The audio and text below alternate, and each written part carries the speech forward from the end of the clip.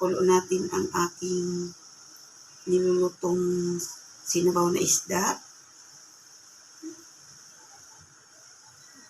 Gagawa muna ako ng grahams. Ayan, para may pang dessert mamaya.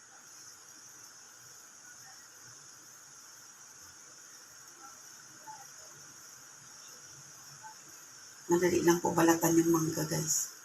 Mga kapinay, kinalabaw daw to, sabi nung nagtinda. So yan, hiwain ko lang siya para mailapat sa grahams. Favorite to ng aking mga chikiting. Nagawa ako kahapon. Sold out na agad kanina.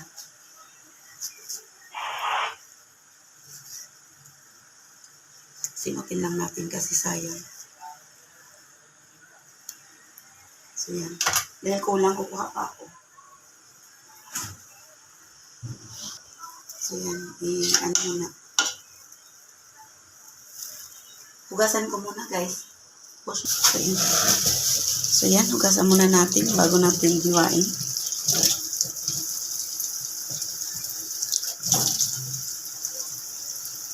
Hugasan. Yan. Tapos na natin hugasan, guys. Maghihiwa na ulit ako ngayon.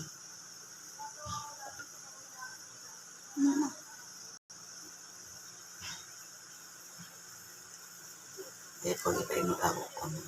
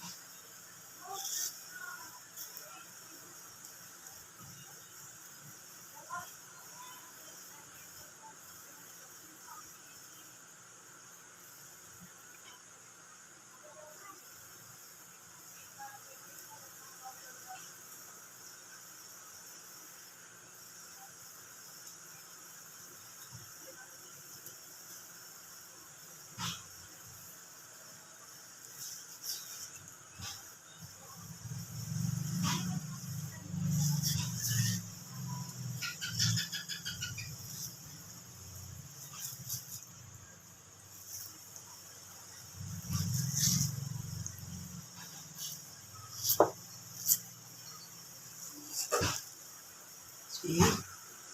Lapit na tayo matapos.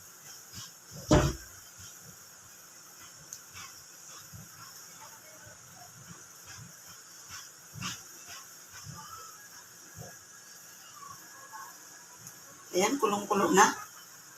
Dito lang hayo po. Yan, guys, kulo na. Lagay na natin ang ating isda. Ayan, isda.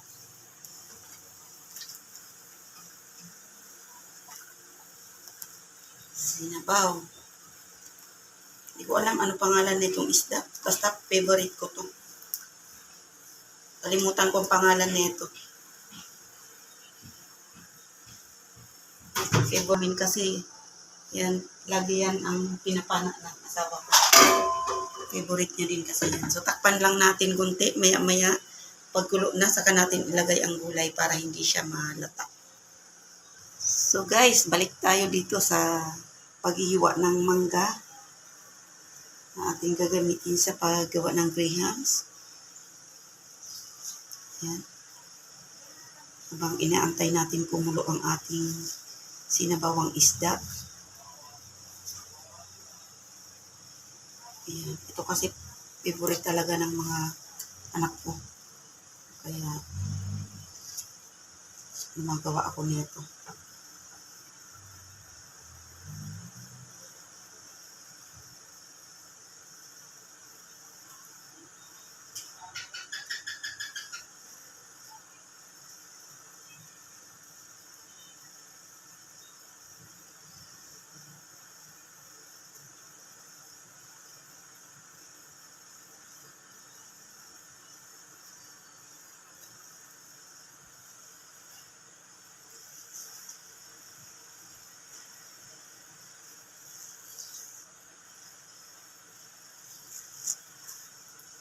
Ingat lang at baka mahiwa ang ating kamay. Maisama sa grahams. Naku. Yan.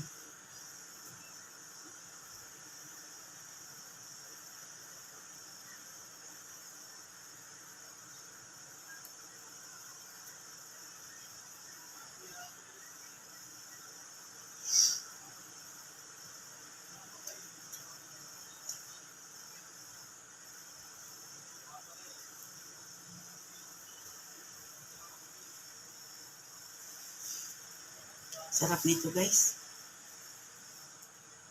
Daming mangga ang ating grahams.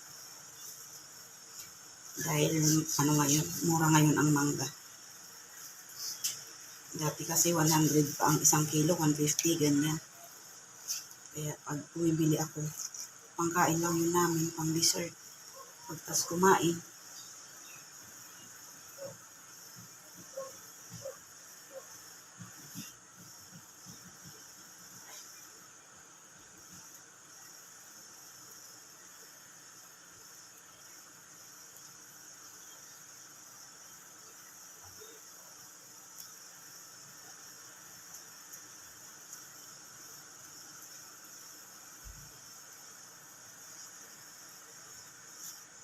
so yan, tama na siguro to kasi isang grahams lang naman.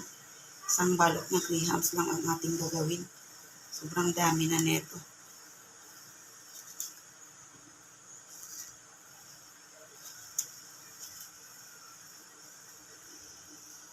So guys, ayan, magsisimula na tayo maggawa ng grahams gamit itong mga ingredients natin.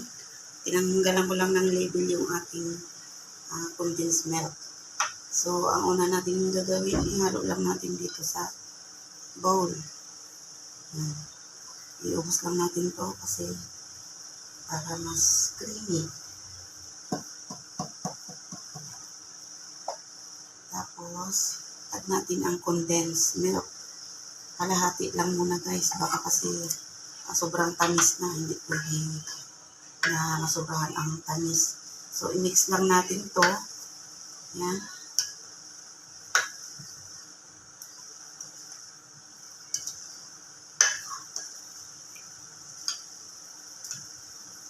My own recipe ito guys. Hindi ako nanggaya sa iba, basta sa akin lang to. Sarili kong gawa. Paano magawa ng grahams.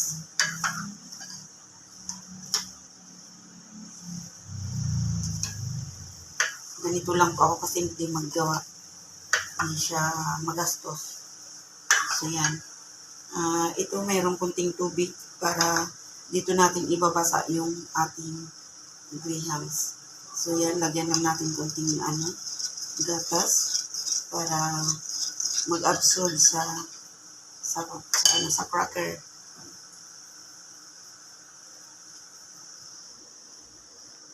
Guys, kulo na. Ilagay muna natin ang ating gulay. So guys, ilalagay na natin ngayon ang ating gulay. Ayan.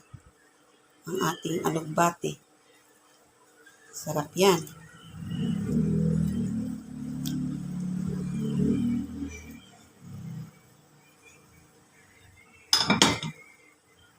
So yan. Ilubog lang natin para maluto.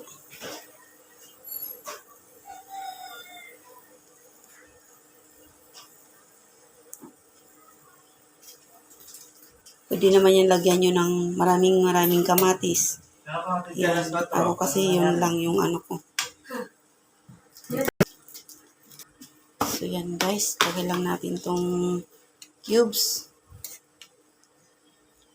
Yan. Tapos, timplahan na natin siya ng asin. Yan. Unti-unti lang guys, tapos titikman nyo lang kung okay na sa panglasa nyo. Yan, wag lalagyan ng marami kasi pag nag-alat yan, mahirapan na kayo magdadagdag na naman kayo ng tubig. Hindi na siya, hindi nyo na malalasahan ng, ng isda. Pag dinagdagan nyo pa ng tubig. So, ito na guys, ang ating graham crackers. Yan yung mango, ito yung condensed milk, at Nestle cream. Nestle cream, I mean. So, yan. Basta. Yun na yun. Uy. So, yan guys. Itong ano pala, itong graham crackers ko, yung matamis to, wala na kasi doon sa binilhan ko ng yung grahams talaga na kulay brown. Kaya, yan. So, yan. Sausaw muna natin dyan para lumambot siya.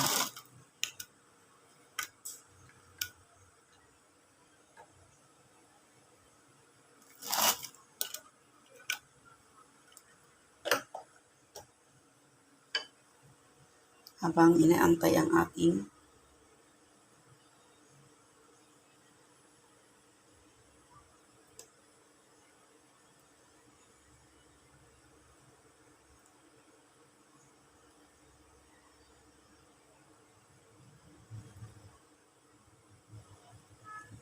ayan guys.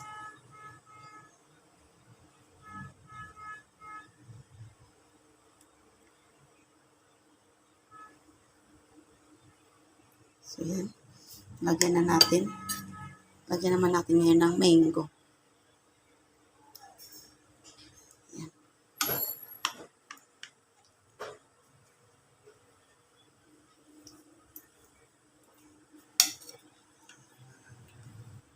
Yan. Uy. So, yan guys. Pulo na. So, lalagyan lang natin ng kalamansi. Yan. Ito ang kalamansi. Pipigain lang natin. So, yan. Nahugas naman ako ng aking kamay. Yan.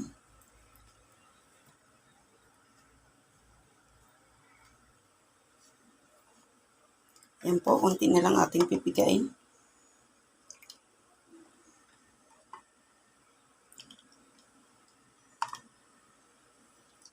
So, yan. Tapos na. Lalagay na natin ngayon. So, sasala lang natin para hindi masama yung buto.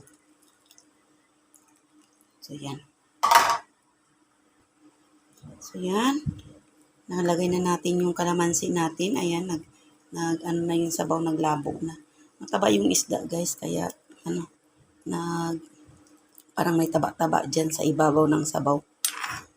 So, yan. Di lang natin haluin, guys, kasi iiwasan natin na madurog ang ating isda. So, yan, oh. Nangangamoy na, ang sarap. Sarap. Konting asin pa.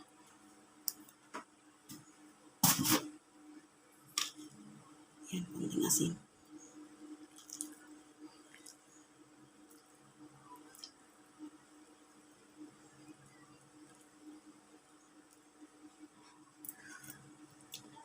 Lagay na natin ang dahon ng ating sibuyas. Ayan.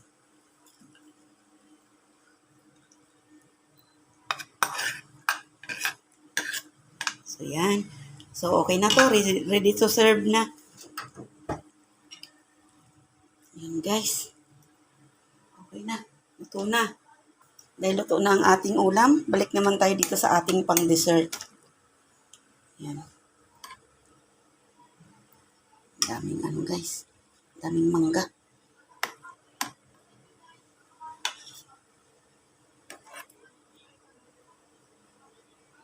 Ayan. Matamis ang ating mangga. Kaya, sakto lang yun, nakalahating condense lang ang nilagay natin.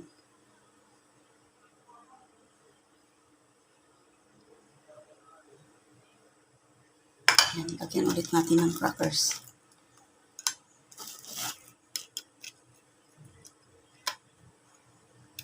Yung ating crackers, matamis na rin kasi siya.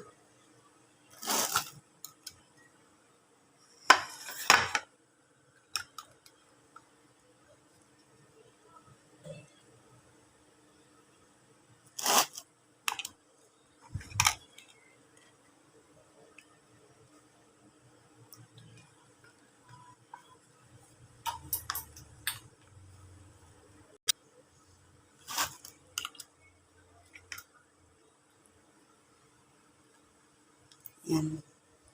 Binabasa natin to para hindi siya dry. Pag di mo kasi siya binasa, Yan. Dry ang ating grahams. So, kailangan natin basahin. May gatas naman yan, kaya matamis pa rin yan.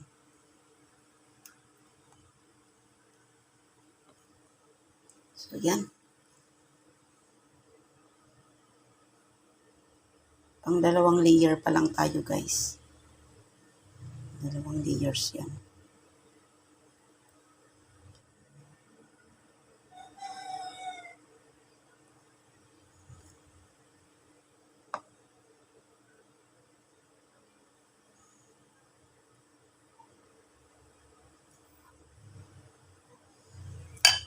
So, yan, mangga na ulit. Para tapos na tayo. Kasi luto ng ating ulam. Para makakain ng aking mga bulilit.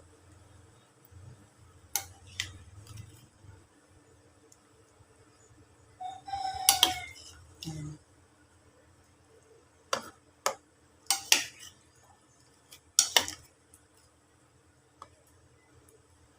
Yan, konti na lang ang ating mangga, guys. Kasi nalagay na natin dito. Marami na yan. Kaya, super yummy yan. Ang toppings na lang natin yan mamaya. So, yan. Isa pa. Isang layer pa ng ating grahams. Para, okay na. Palalamigin na natin. Lagay ko lang to sa freezer para mabilis lang siya maglamig.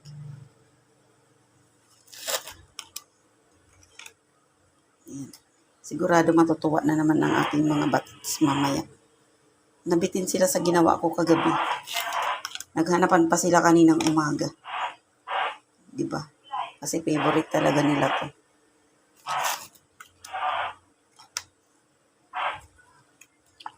Yung naggagawa na lang ang nagsasawa. Ayan guys, malapit na tayo matapos.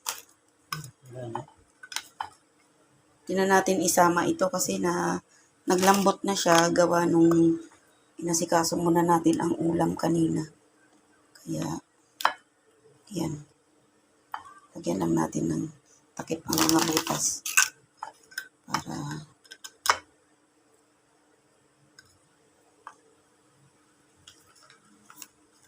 okay na. So, dito na tayo. Mangga muna tayo para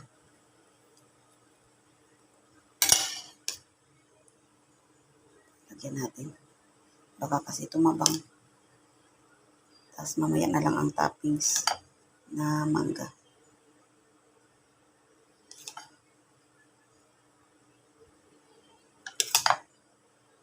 So yan guys, ubos ng ating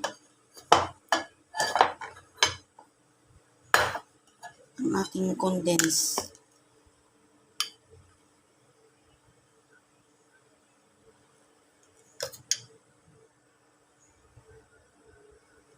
Ang tamis nito siguro.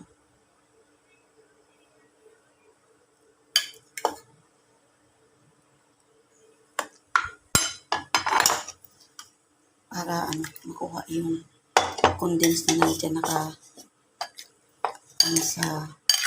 sa bowl natin para makuha natin. Kaya dito natin i-mix ang mango para hindi siya sayang. Diba? Tapos yan, ipatong na natin. Ito na yung ating toppings. Tapos, okay na. Okay na to guys. Palalamigin na lang natin.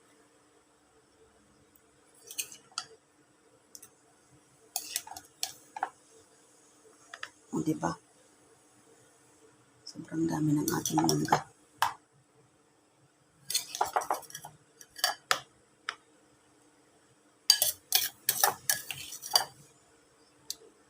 Sigurado yan matutuwa ang aking mga batits. Ayan. Ayan na mga kapinay. Salamat sa panonood ng aking vlog. So, ready to serve na ito. Palalamigin na lang natin.